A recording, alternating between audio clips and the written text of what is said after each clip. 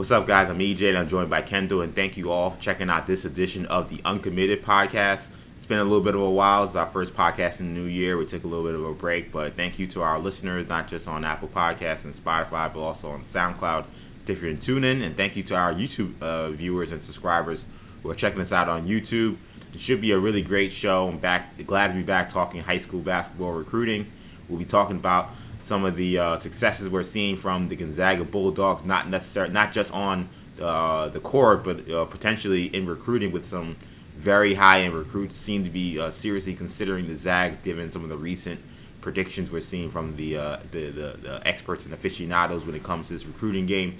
We'll also talk about some of the struggles we're seeing from Kentucky, not just on the court, but also potentially on the recruiting trail. And then some of the top players, not just in 2021 class, but 2022 class, made some recent news. So it should be a good show. There's a lot to get to. I'm excited to be back at it, Kendall. Are they in the 2022 class? Well, I guess we'll see. We'll talk about that. But no, we had what was a very interesting year in college basketball recruiting last year.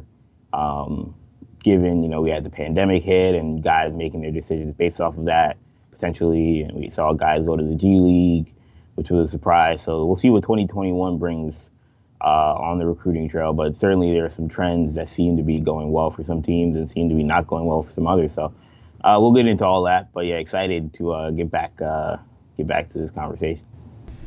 Absolutely. Let's kick it off with the Zags. So Gonzaga has been dominant in the season thus far, and recent crystal ball predictions suggest that success could potentially be translating to the recruiting trail. According to the recruiting analysts at 247 Sports, the Zags appear to be on the inside track on consensus number one player in the country for the 2021 class, Chet Holmgren. It also appears Gonzaga is in an intense two-team battle with Kentucky over five-guard Hunter Sallis, with experts still split on where the Omaha, Nebraska product will end up. So Kendall, obviously, besides these Johnnies who have struggled a little bit this season, the Zags are my college basketball team. Has been really exciting to see what they've done on the court and how that may translate to recruiting. Do you think the Zags will end up nabbing both of these 5 stars here? So first of all, we have to mention that obviously, Gonzaga's been on Hunter Sallis for a while, but they never seemed like a realistic option all summer. It seemed like Kentucky was the favorite, Kansas was in there, and the Creighton was in there at one point, obviously being a local guy. And Gonzaga was there, but it seemed like it would probably end up being a Kentucky and Kansas battle.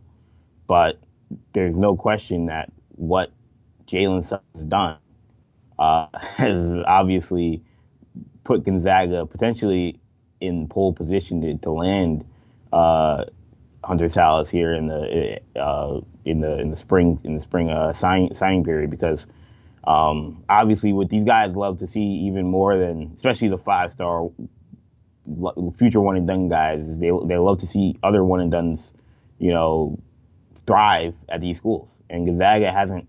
They've had a one and done in Zach Collins. They haven't had a one and done guard yet, and that's what Hunter Sallis is. And so, Chet Holmgren, he knows he's going to go to Gonzaga and he's going to dominate.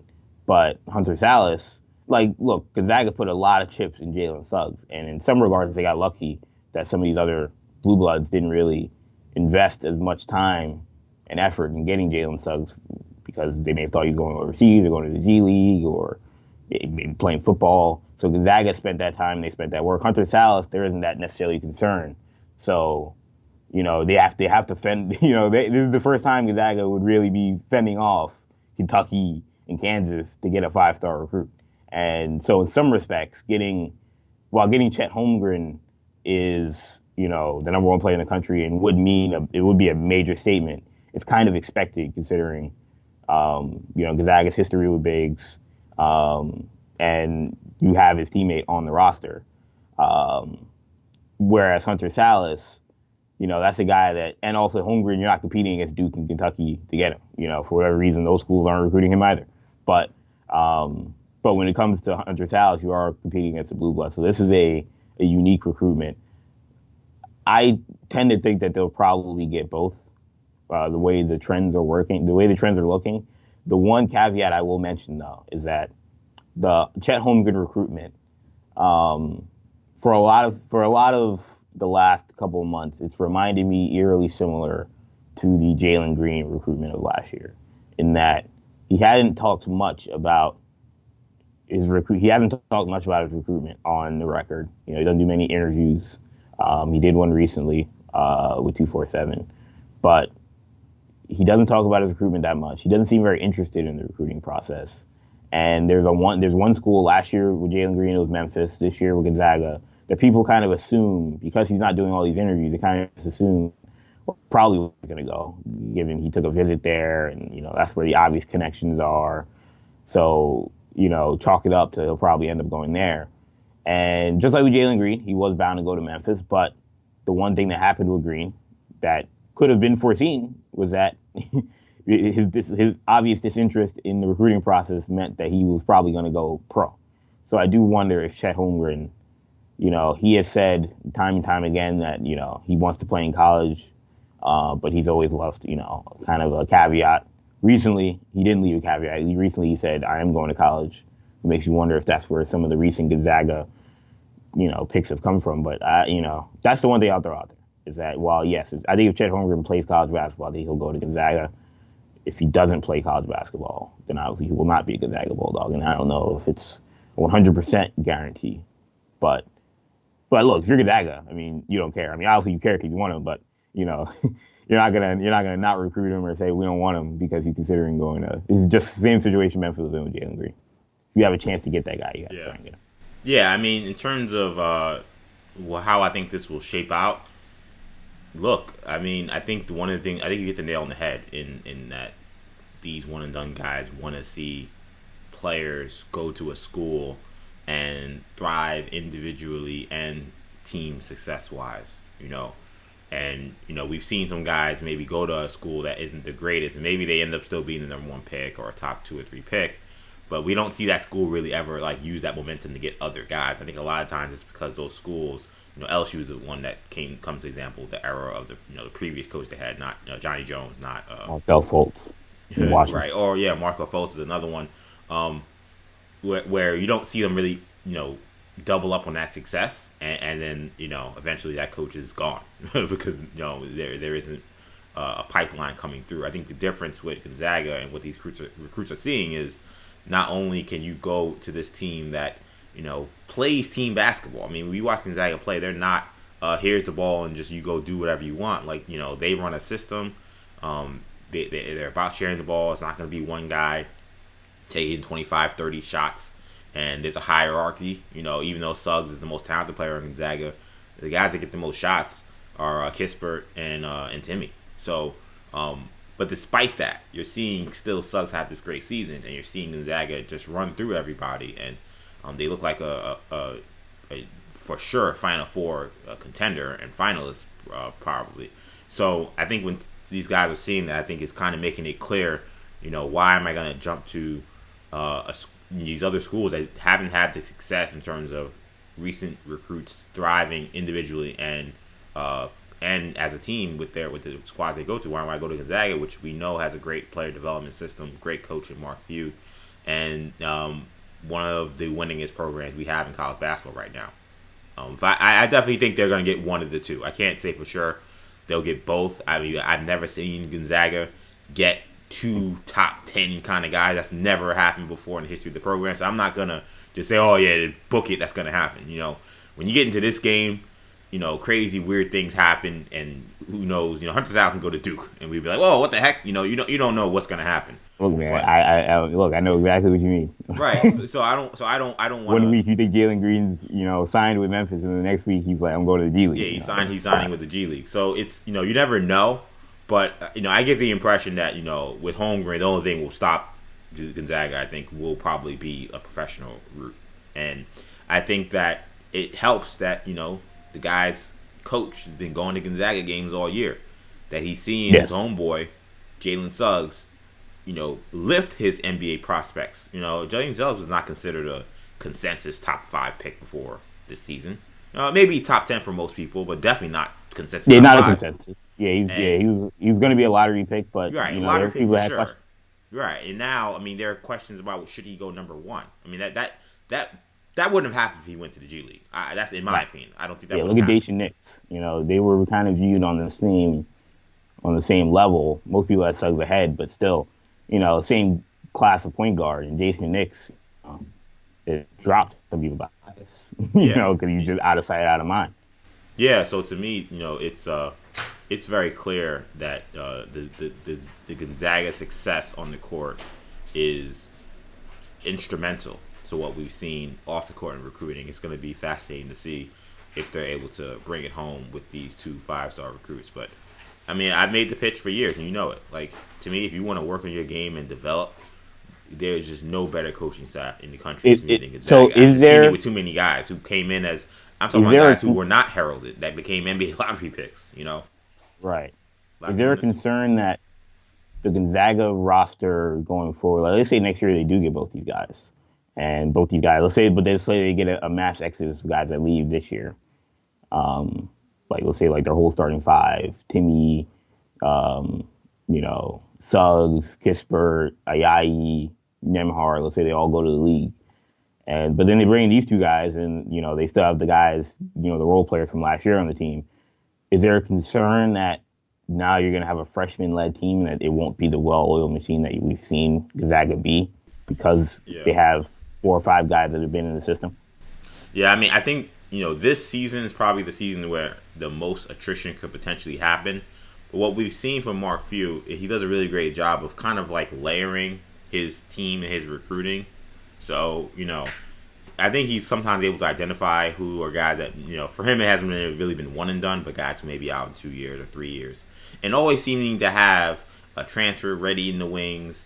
An international recruit ready in the wings, a guy who they really thought very high of, maybe didn't play much his freshman or sophomore year, but they think that again, a year of development, he'll be ready to go by next season.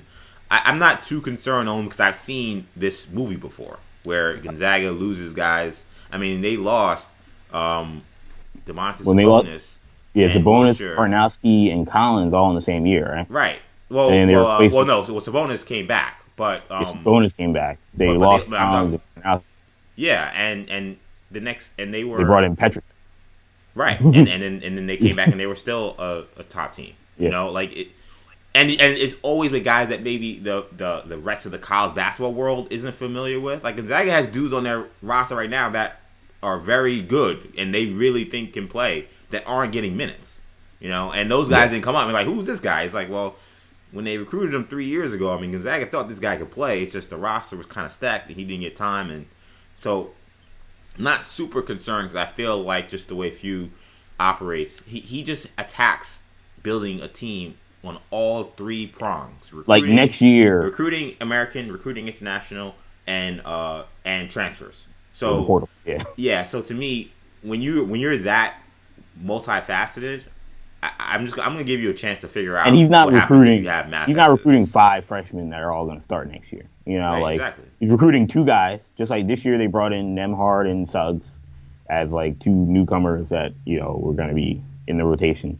But like then they bring in Ben Gregg, who's a big man I guess he's on the team now. He's with the team now. So I mean, even he's going to be in the system. Yeah. And they have another kid coming in, another big that's coming in, who's a 4-star who will come in and also, he'll be like Dom Harris and Julian Straether are now, where they, Julian Straether not playing, but in 2 years will be great. And Julian Straether, Dom Harris, Anton Watson, like those guys next year, Ballo might be dominant, Right, so exactly. that's the system, it's always, so I wouldn't be too concerned, but, obviously, there's always that little bit of trepidation when we see these guys, they start to, bump up their recruiting profile a little bit. Let's move on and talk about Kentucky, Kendall. So Kentucky's working to get their season back on track after a miserable start that has left Big Blue Nation anxious and concerned about the future of the program. It snapped a 6-game losing streak to begin the new year, which has culminated in some consecutive wins for Kentucky. Right now, Kentucky has a consensus top 5 recruiting class for 2021, and that is led by Texas power forward Dameon Collins. But Kentucky's season continues to be a disappointing one, and perhaps one in which they don't make it to March Madness. how do you think that will impact recruiting? Would you think it would be a big impact, not just next year, but in years going down the line? Do you think that Cal and company will be able to kind of like absorb this blow? So, I mean, look, there are a lot of questions right now. I mean, is the Kentucky model a winning model anymore? Um, Obviously, it was a winning model in 2011. And I hate to even cut you off, Kendall, but you could argue, is Kentucky even doing the Kentucky model? But I'll Right. let you ponder that thought, and then I'll let you continue. That model was successful when you were bringing in John Wall, when you were bringing in Boogie, when you were bringing in AD and MKG, and Exactly. Deron Lamb. Like you're bringing in, the top five players in the country every year, which is what they were initially doing. And now, even the guys they brought in this season, like BJ Boston and Terrence Clark, while they're, I mean, I think Terrence Clark is a good player, but he is not a dominant college basketball player. And neither is, BJ Boston. I don't even know if I can say he's a good player right now. I mean, he's a project. And Kentucky wasn't building a team on a project in 2011. The project on that first John Calipari team was Daniel Orton. I was about to say He was the Daniel only Orton. project. Yeah. Yeah, and he was the worst player he was one of the worst players on the team. He was barely in the rotation. And imagine if Daniel Orton was the best player on that team. I mean, that was the plan. That was the Billy Gillespie plan. Was Daniel Orton was going to be my centerpiece. People forget about that. And then Calipari came in and was like, I guess I'll keep this kid. But like, imagine that's what Calipari is doing now, building around B.J. Boston and Terrence Clark. He's building around projects, and that's the crux of the issue. And coming in next year, I mean, Damian Collins, he could be one and done, but he could also be a project, like not a surefire thing. Nolan Hickman, a guard out of Utah, Wasatch Academy, he's a 4-star. I mean, he's no different than Devin Askew. Like, you can't build around Devin Askew and expect to be, and not a freshman Devin Askew. Devin Askew could be really good in a year or two, given time to develop. But Yeah, in a perfect world, Devin Askew is probably on the bench in his freshman year, maybe getting spot duty yeah, behind like a he's at shooting Arizona guard. and he's doing the I wouldn't even say Nick was one done, but he's doing like the Nick Johnson route of like, in like 2 or 3 Yeah, years, like, yeah, he'll be the Pac-12 Player of the Year. yeah, But exactly. he But decided to go to Kentucky, and they no need him to guards, be a and now 5-star one and now done he's in freshman. the fire. Exactly. Yeah, so it's a tough model, and then going forward. Now, what I'll say to Kentucky fans that are watching is that um, the grass is greener in a couple of years because, look, I don't know if they're not getting Emoni Bates, so like you cross that off. And they don't really see him in the running. I mean, they're in the running for some of these top guys, of course, because they always are. But like, if you're talking about a super dynamite guy, the Kentucky is the obvious favorite to get DJ Wagner in 2023, who obviously is the number one guard in the country. His dad, obviously, DeJuan Wagner, played for John Calipari at Memphis. Um, I would be shocked if he didn't end up in Kentucky, assuming he plays college basketball. So that is the light at the end of the tunnel. If you're a Kentucky fan and you're like, why are we? There's a lot of fans that want Calipari But gone. So that's the light. I will say though, Kendall, the way I understand Kentucky fans, I don't think waiting for 2023 is Yeah, in their DNA though. 15. That's a long time from now. A long time from now. And I don't know if they're going to compete at the national championship level until then. Not Yeah, unless they yeah, change whatever they're doing. yeah. And look, man, I'm so close to saying that it's over for Cal, Kentucky. I'm really getting there. I'm really close. That's I'm not gonna say it yes yet, Kentucky fans. Um, because again, they'll tell you college that for basketball you. is so unpredictable, and if that's really the only reason why I'm not saying it, because it's unpredictable. Like we threw dirt on Coach K's name when they were getting bounced by VCU in the first round of the tournament. And Greg Paulus was getting ripped at half court, by Eric Maynor. We were like, this is over. It's over, Coach K. He'll get to the tournament every year, and they'll be a respectable team. They're never going to be a Final Four team. And something changed. He coached Team USA. Seemed like now the top guys wanted to go there. And to be fair, shout out to Nolan Smith, who's on the staff right now, John Shire.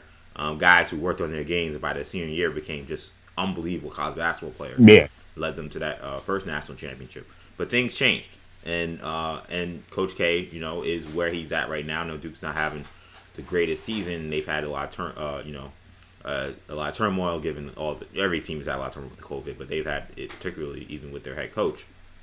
So for that reason, I don't want to just say it's over, but I mean, all the signs suggest that it's over. And when I say it's over, I'm not saying, again, that Kentucky is not going to be a tournament team for the most part and a team that gets good players. I'm talking about there was a run with Cal where they were dominant, where they dominated on the recruiting trail, they dominated in college basketball. It's to me very clear that those days are over. Yes. They're not getting the same kind of players. And what I'm seeing as well, and I mean, Coach Cal probably think I'm an idiot for saying it, and that's cool because he's Coach Cal. He thinks everybody's an idiot. Yeah, and to be honest, I'm not even hating on him for it because like when you've done what he's done, he has the right to think I'm an idiot. But it almost looks to me, Kendall, like Kentucky just recruits just by like reading a top 25 list. Like it doesn't appear to me because Tyler Hero is the exception because that was clearly great scouting.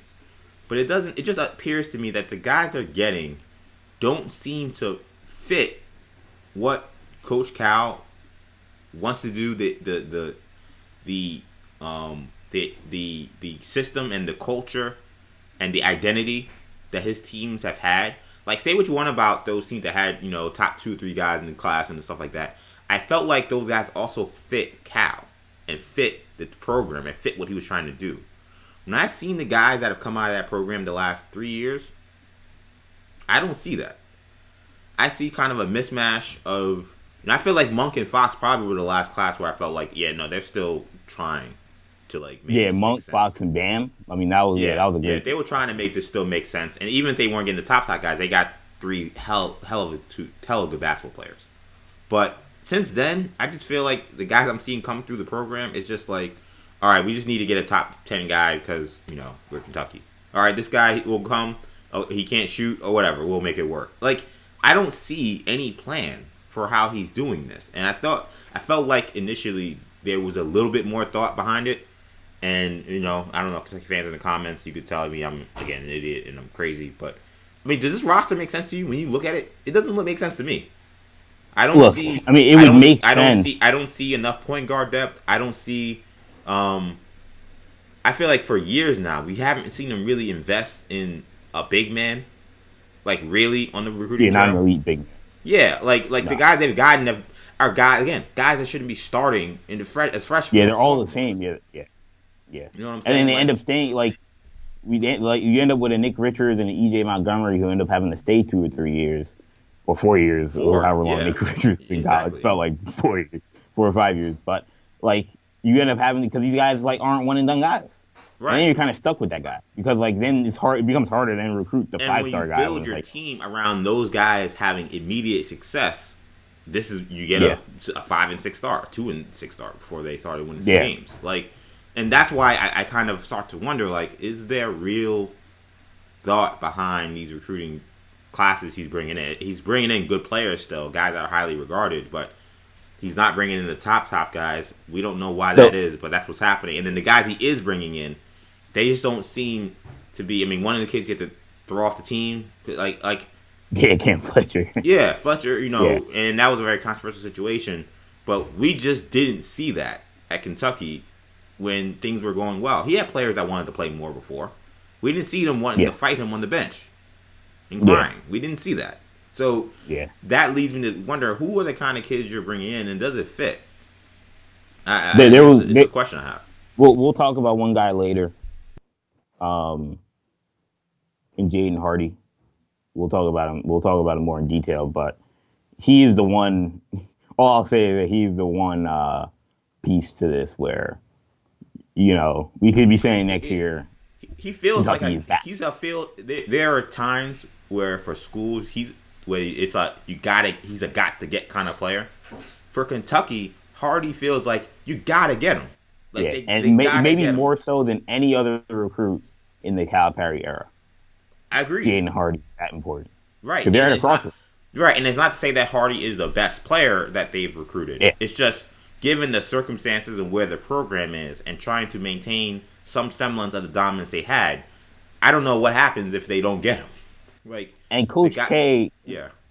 Cassius Stanley made a point. He was on the No Chill podcast with Jalen with Gilbert Arena, and he made a point about Duke saying that when you're at Duke, nothing's more important than Coach K. So you immediately kind of assimilate to the system because at the end of the day, Coach K doesn't need you. Coach K is bigger than you, and everybody on that team, like, he could, you can think you're the star player or whatever, but at the end of the day, like, Coach K doesn't need you, so you can leave. That's why someone like Cash Stanley played as hard as he did at Duke. He didn't come in super Hollywood.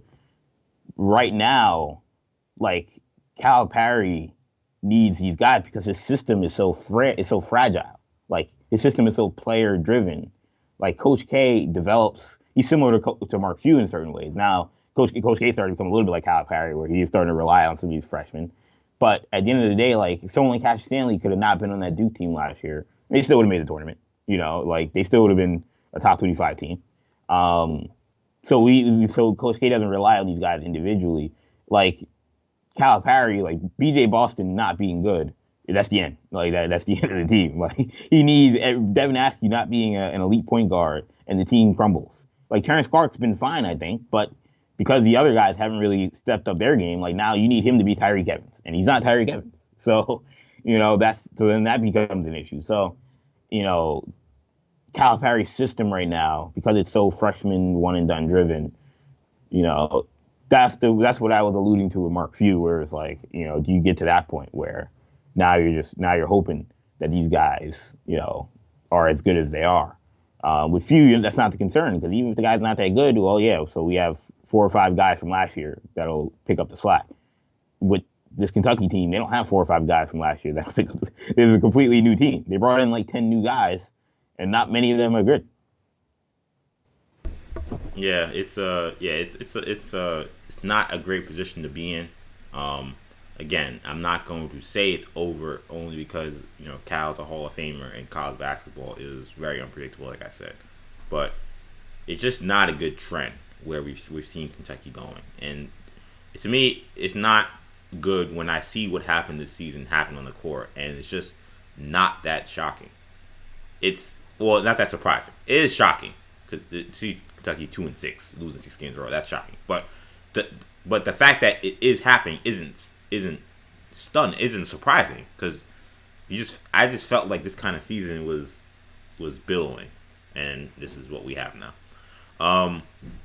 2022 number 1 player Emoni Bates is widely considered one of the best prospects of the 21st century, and we could see him lace up the kicks in college sooner than we expected. The 16-year-old forward is reportedly 1 course away from college eligibility. His family says it will be up to him to decide whether he will reclassify and play college hoops next season. Bates is currently committed to Michigan State, and that appears all signs that that's where he would go. And if he completes the course that is needed to graduate, he would enroll at East Lansing in the fall. Kendall, should Emoni Bates take the plunge and enter college basketball early?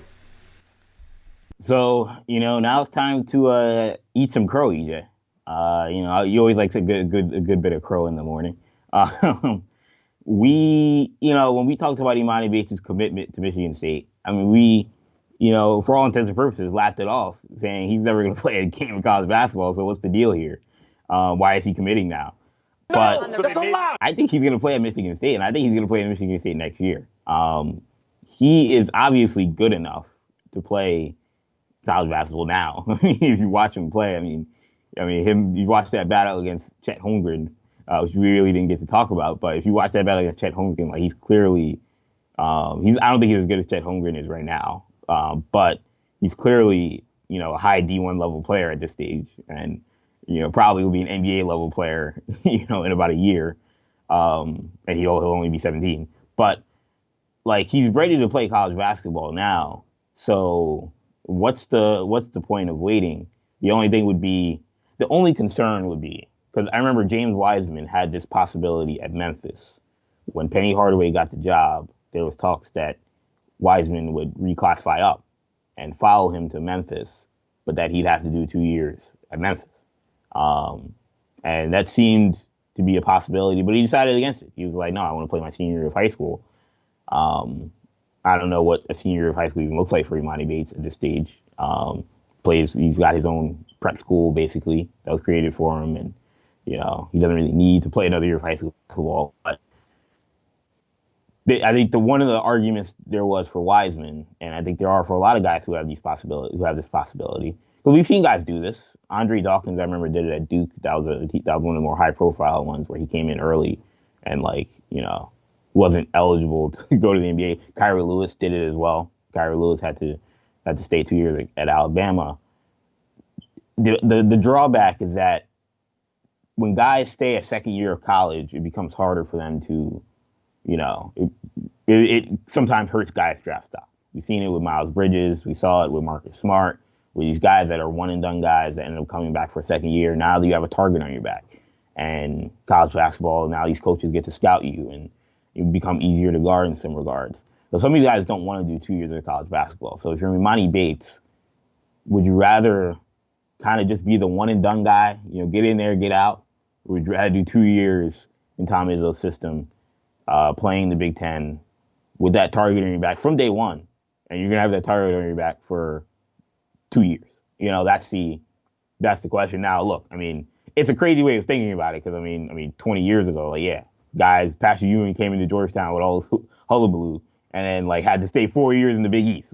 Yes, that's a real grind. But Emoni Bates crying about 2 years in the Big Ten would be all right, whatever. But at the same time, he's got to worry about his own future, his own financial future, and he'll still likely be the number one pick. But there's a kid in France, Victor Wembanyama, who's almost on his level, if not on his level as a prospect. So he's got to think about that as well if we're talking about the 2023 draft. So that's the question. But, of course, the rule may change.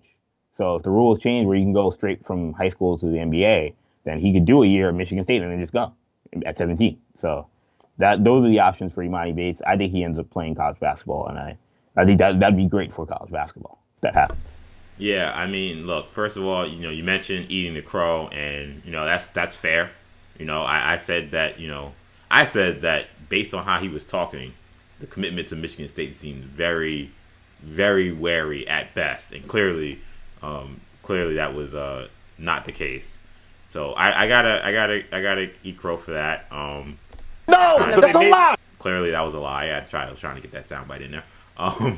So yeah, that did not work out. He looks like Michigan State is gonna happen if he's gonna go to college, and I'll actually give you a different proposition than what you're talking about. One, I think he should go, because to me, I don't think another year of high school basketball doesn't do anything for him. He's that good.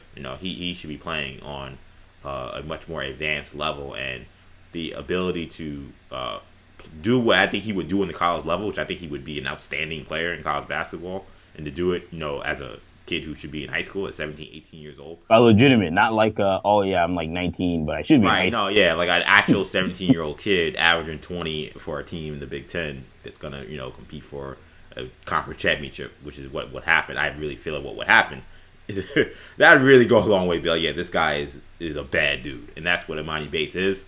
So I think he should, but I'll throw a caveat in there. I don't think he should play 2 years of free basketball. And now, selfishly, I would love to see him play 2 years of college basketball. What was the last time we saw a player of his caliber spend 2 years of college basketball? That's just nuts. But yeah. I actually think that he should do a year at Michigan State, get all of the hoopla, all the name recognition, all the stuff needed to kind of solidify yourself as a household name, and then do a year professionally, whether it be overseas or whether it be with the G League. So therefore, you get the price up. Right. So you get the money up, and you get the money up for what you did in college. Now when you go to the G League or Europe or whatever, you're not some guy who's unknown to the masses. Obviously basketball heads like us would have known who he was if he went straight to NBA, to the G League or somewhere else. But so you're saying essentially if Zion, imagine if Zion went to China for a year before he went to the NBA. Yes, exactly. He would be an international superstar. Yeah. Like if that happened, he would be a crazy phenomenon if he did that. So, but like Zion doesn't, and Zion's kind of he's a freak athlete, so that it's a little bit. But still, like it wouldn't have been the same had he just did that from high school. You know what I'm saying? Yeah. Like we did that from what we saw from Duke, and then he said, "Okay, I'm gonna go play in China now." And then he gets all the endorsements, all of the praise, and now he becomes an international superstar. Now you're talking about something different.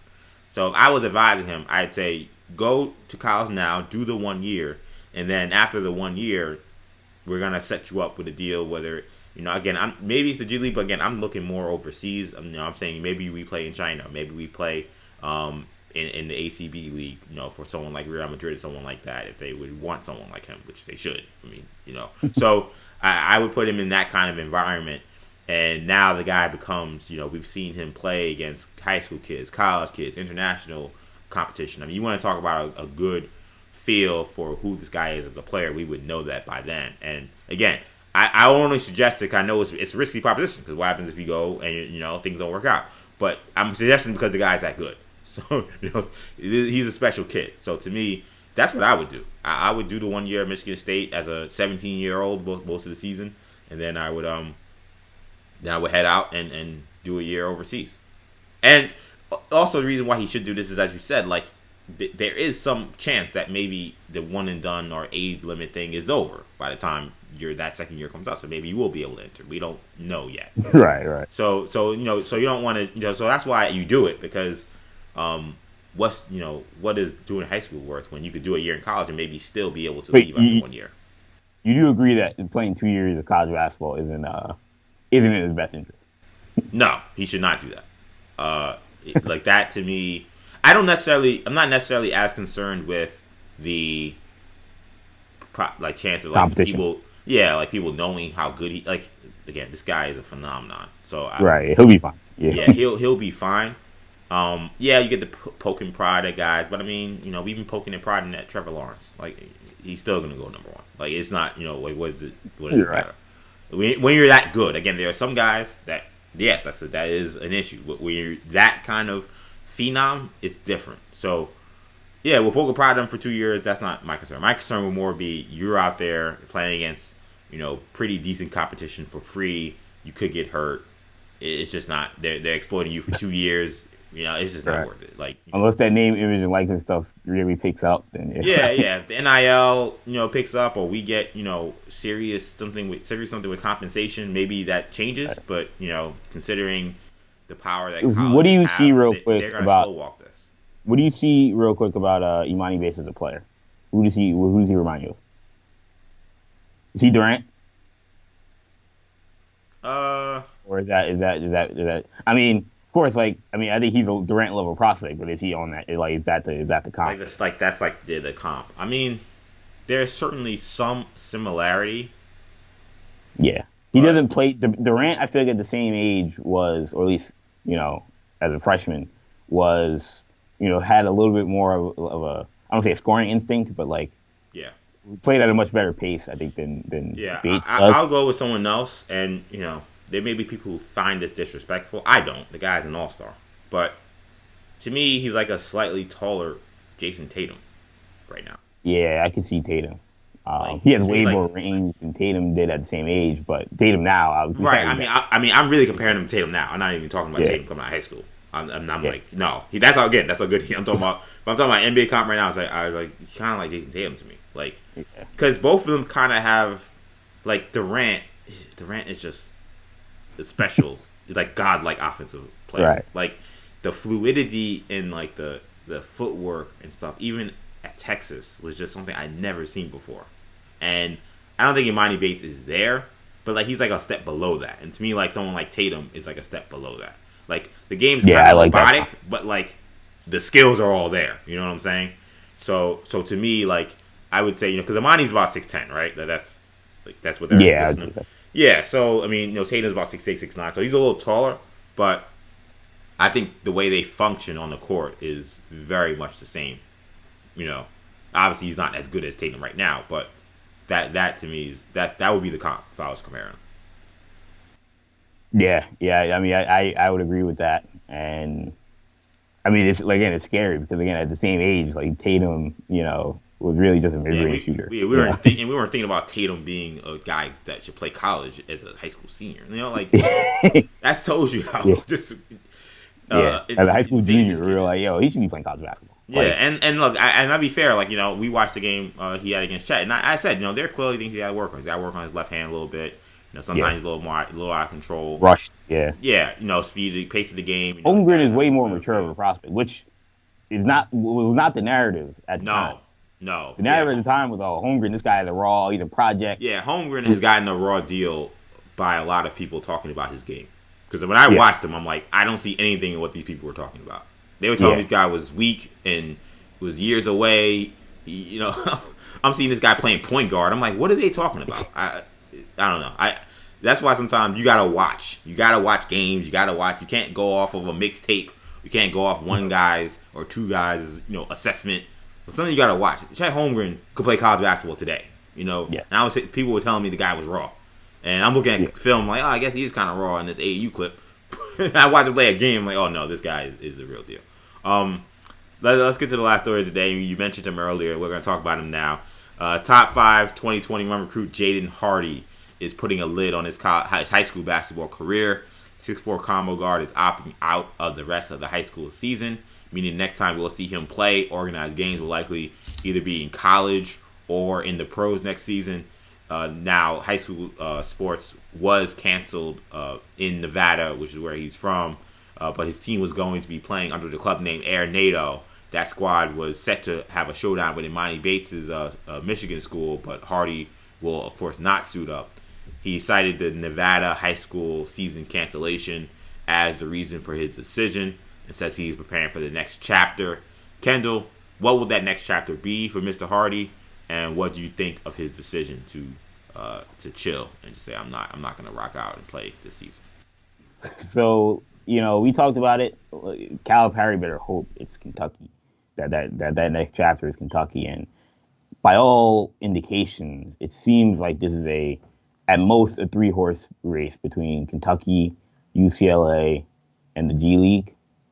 And of course, whenever you say the G League, that's in theory it's all pro opportunities, but more likely the G League at this stage.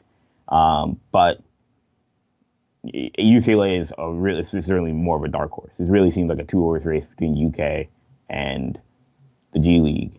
And I mean, this recruitment means as much as the Jalen Green to Memphis thing.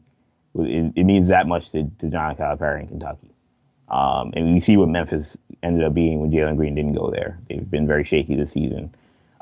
Kentucky could wind up being, again, very shaky next year if Jaden Hardy doesn't wind up going there. And Jaden Hardy is that good of a player. I mean, if you watch him, I mean, he had a game on ESPN earlier this year where, I mean, just you want to talk about in the gym range.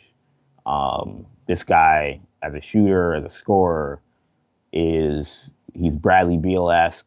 I've seen comps of Ray Allen. He's that kind of an overall scorer and shooter at the basketball. And he's a very good athlete as well. So I mean, if he gets to college basketball, he's a 20-point scorer easily. And I mean, that's the kind of player where he doesn't need. I mean, if you watch him, he doesn't need to do another year of college basketball. I would argue that if all the guys in this class, he's probably the guy that probably needs to do college basketball at least. I mean, I think it could help him, but we already know Jaden Hardy is going to go in and average 20 points a game. It'd be a little bit like Anthony Edwards playing college basketball, where, all right, we're talking about poking and prodding, like we'll just find weaknesses, but we know we know how good he is, and we know he'll likely be a top 5 pick, top 3 pick. Similar to how Jalen Green going to the G League seemed obvious because he was an obvious NBA kind of pro-ready kind of player. Jaden Hardy has that same projection. So I don't think he has much to gain from playing college basketball, but, people could have said the same about Jalen Suggs. Jalen Suggs wasn't the consensus number 1 guy. It seemed like the argument for Jalen Suggs going to the G League was like, he'll never pass Cade Cunningham. He probably won't pass Jalen Green either. So what's the point of playing college basketball if you're not going to be the number 1 pick? And now there's a serious amount of people that are saying he's better than Cade Cunningham. I don't know if I agree with that, but that's a conversation we have another day. But at the end of the day, even being in the conversation is made it worth it. Has made it worth it for Jalen Suggs. On the flip side, you could end up being Cade Cunningham, who came in as a consensus number one guy, went to Oklahoma State, which we talked about in the video, may have been a bad choice for his draft stock, but he went to Oklahoma State, and now I've seen mock drafts have him as low as 4. I think that's a little ridiculous, but it's the truth. It's where people have him. So, it goes both ways playing college basketball. So for Hardy, the safest thing would be to go to the G League, like Green and Kuminga, and have your draft stock kind of just stay neutral. That's the safest thing. But if he goes to Kentucky and is their best player and is playing on national TV every game, he's going to average 20 points regardless of where he goes. But if he does that at Kentucky, he's already going to be looked at as a special prospect. So it goes both ways. I imagine he will end up going to the G League, though. Yeah. This opting out, the reason I say that is him opting out seems, I don't say suspicious, but it just seems like, all right, he's getting ready. Something's afoot. Yeah, something's afoot. And I'd imagine he's done playing amateur basketball. Yeah, first of all, just watching the highlights of Hardy again, the guy is just a bucket. Some of the guys is just, they come in the gym and they're going to get 30, in high school. Yeah. Other kids, it's just nothing you can do about it. And that's the kind of shooter he is. That's kind of opposite game. He has a 6'4", 6'5" guard. In terms of his decision, I don't. To me, it's wild that so many of these guys are playing in these kind of like crazy, like unsanctioned games. Like I don't get it. Maybe I'm missing something.